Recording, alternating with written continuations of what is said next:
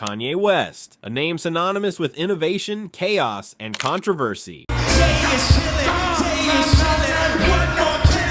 Over the years, the Chicago-born rapper, producer, and fashion mogul has pushed boundaries and shattered norms.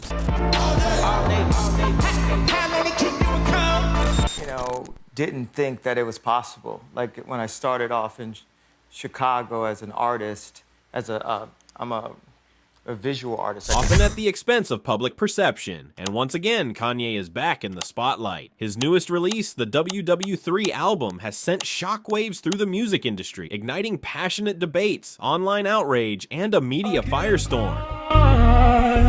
She wanna hop in a Rari.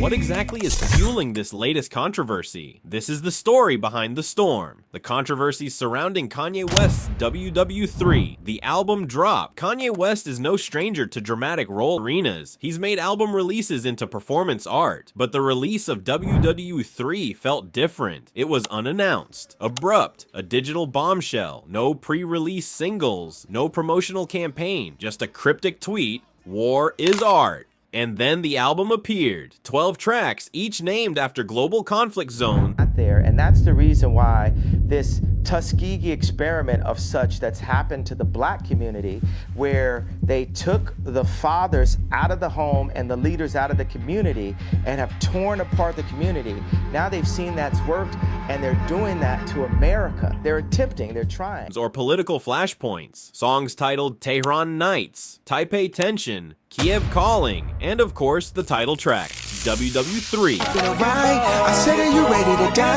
I said, are you ready to die? They telling me that I'm a bully. I'm anti-Semitic fully. They saying I'm acting like Hitler, but how am I acting like Hitler when I'm a fucking nigger?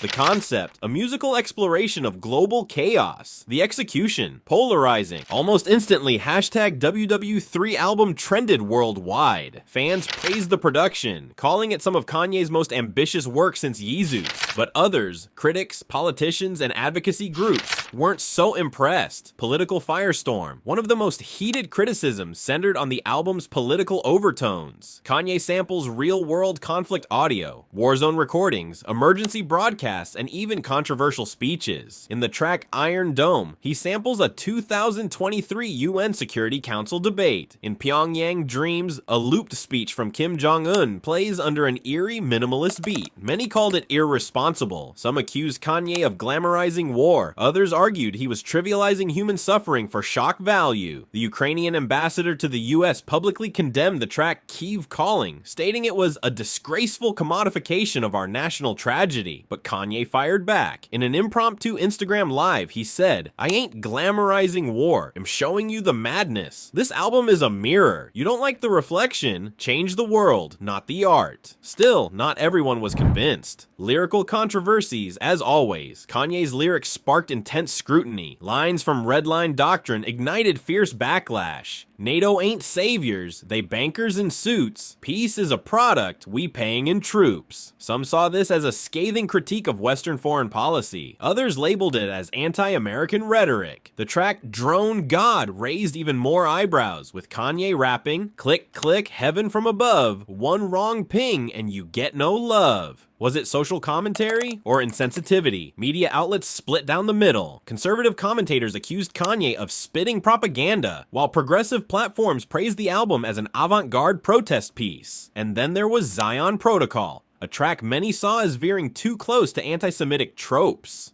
Lyrics were dissected, analyzed, and debated across podcasts, Twitter Spaces, and newsrooms. Jewish organizations released joint statements, urging Kanye to apologize and reconsider the impact of his words. Visuals and symbolism. Kanye didn't stop at music. The album's visuals were just as provocative. The cover art, a mushroom cloud shaped like a human brain. Inside the album booklet, images of global leaders, stylized as chess pieces, drew both admiration and outrage. The music video for WW3, directed by West himself, depicted a fictional near-future war where social media influencers lead nations into battle. It ended with Kanye wearing a crown made of barbed wire, walking through a field of burning flags. Symbolism, clearly, but to many, it crossed a line. Airing on YouTube, the video was flagged for graphic content and age restricted within 48 hours. Mental health advocates criticized it for its bleak tone and lack of trigger warnings. Kanye responded, again via social media, "This is art. It should disturb you. War ain't filtered." The fan divide. Among Kanye's massive fan base, reactions were split. Some hailed the album as genius, a return to form, a fearless critique of the modern world. Reddit threads and TikTok analysis videos broke down every sample, lyric, and sound choice with obsessive precision. Others felt betrayed. Many longtime fans, and especially veterans and those with ties to conflict zones, felt the album was tone deaf, even exploitative. Some called for boycotts. Others staged listening parties to support the message beneath the madness.